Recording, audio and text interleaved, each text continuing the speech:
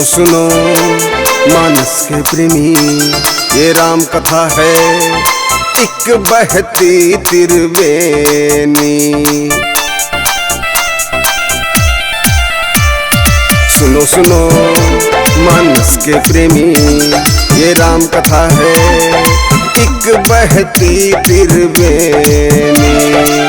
गंगा की लहरों पे छम छम पायल बजा रही है,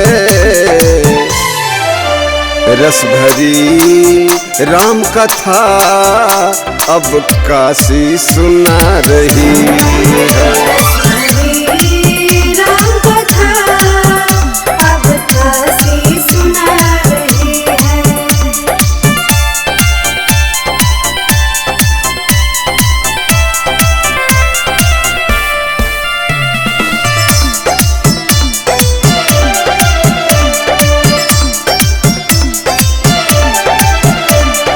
केवट जिनके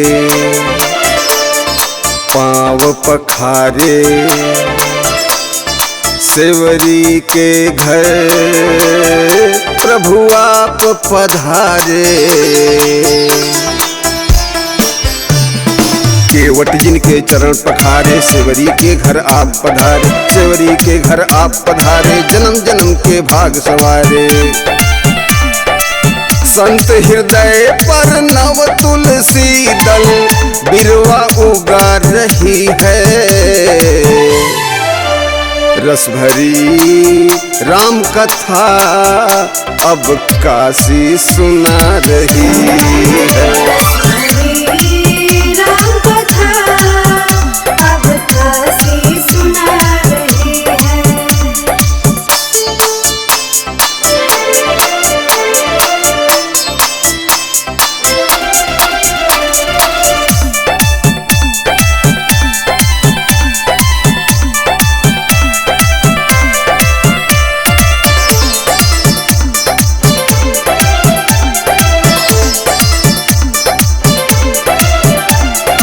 रघुनंदन के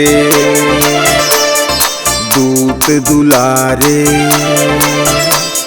सीता जी के आँख के तारे। रघुनंदन के दूत दुलारे, सीता जी के आँख के तारे। सीता जी के आँख के तारे, अंजनी माँ के राज दुलारे। धर्म ध्वजा की घूरी बनकर रास्ता दिखा रही है, रस भरी राम कथा अब काशी सुना रही है।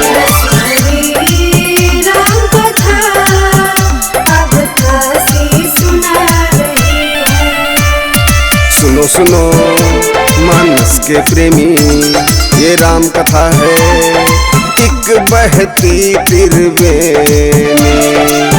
गंगा की लहरों पे छम छम पायल बजा रही है, रस भरी राम कथा अब काशी सुना रही है।